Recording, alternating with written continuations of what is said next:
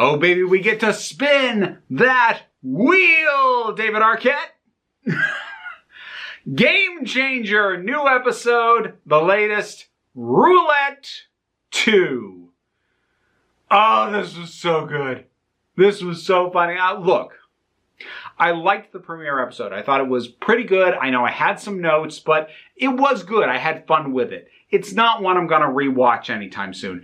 This one, I rewatched the same day with my boyfriend. So we were both up for watching it again twice in one day. Or technically not one day, in one 24-hour period of time.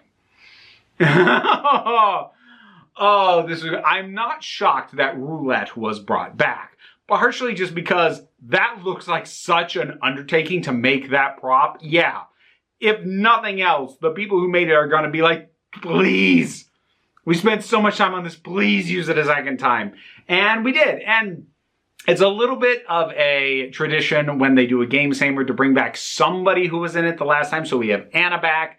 And adding to that, we have Josh and we have Demi.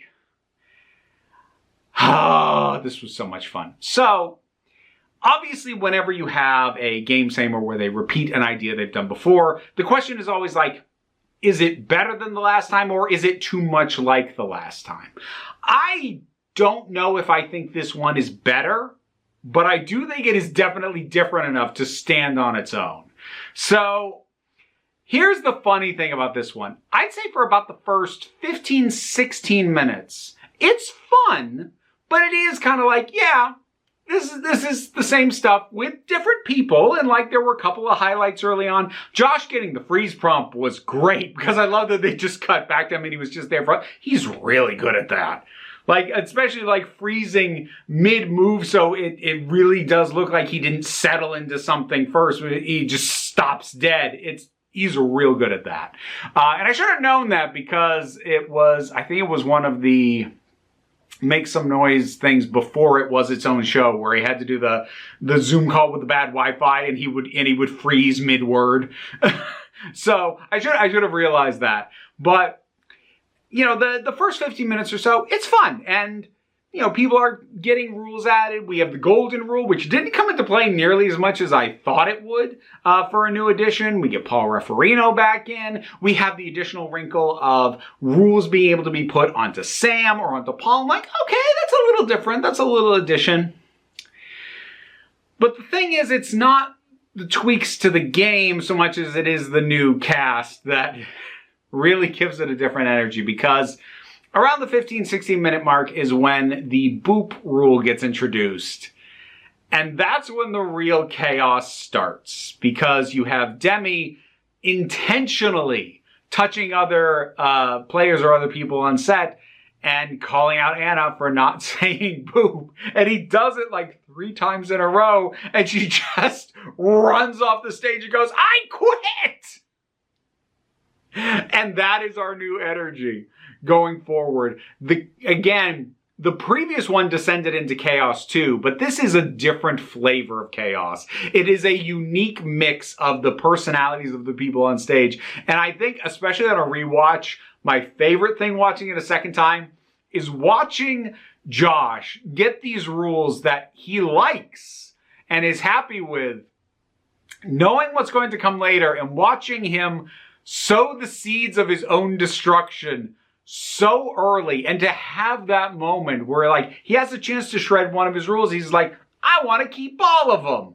I think these are good rules. And like that was arguably a strategic thing because he'll get more points for succeeding in prompts because he's got more rules. But he's just kind of being like, yeah, this is easy. I've got this. No problem. But he didn't know about Australia.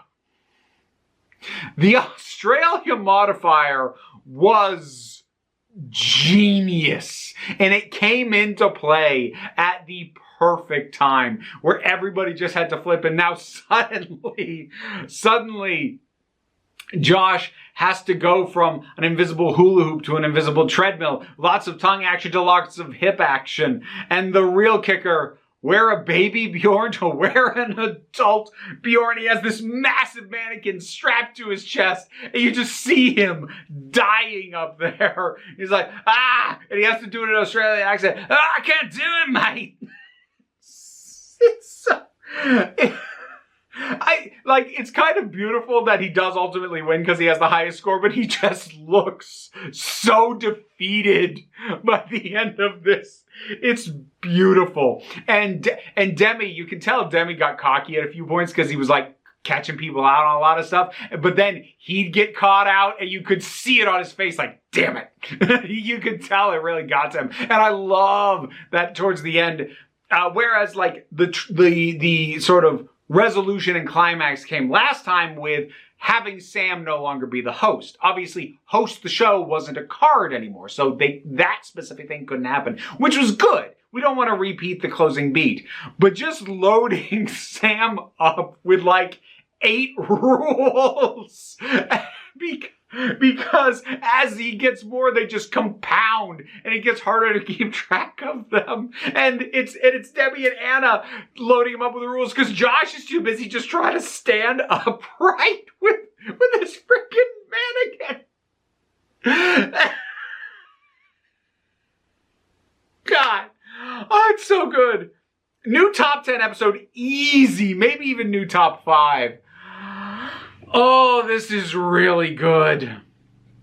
It's so good. And the prompts are so well thought out. And even the ones that I thought would get old, like directing the camera, it still just makes it more interesting because like you'll forget about it for a little bit and then it'll come back in and it's like Dutch angle.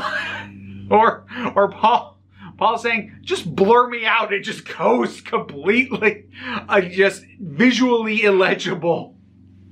It's so fun. And then, of course, there is the famous last names, which has become such a thing that, like, at the time that I'm recording this, they've been putting out like short clips from the episode on the YouTube channel, and nearly every comment on these is adding a famous last name to the end of the comment. And I just love it. I love it so much. And I love that after it's been flipped on Anna and it's a full name non-famous person, that when Paul Referino calls her out on something, she ends with Paul Robolino because he's not famous, and it's such a subtle little dig, but you can tell, oh, he got that. It is the perfect level of antagonism among the players towards Paul, towards Sam. It is perfectly pitched, the amount that they wind each other up and give each other grief or just play mean as eventually becomes a prompt in the whole thing. And it's I find myself chuckling just thinking on it again, and it's such a good time. It is so funny. It is so bonkers. Thank goodness they had the time on their lunch break to go to that go-kart thing and get themselves all hyped up, because the energy they brought to this was pure gold. I'm really torn on whether or not I want to see a third roulette, because like third one's a risk, because this has a different energy, but it does also have a very high energy. So if you want another different chaotic energy, you can't just be even higher energy than this. I think that would be too much. I mean, it would have to come down to who you put in it. And I'm not even saying I have suggestions of who it should be.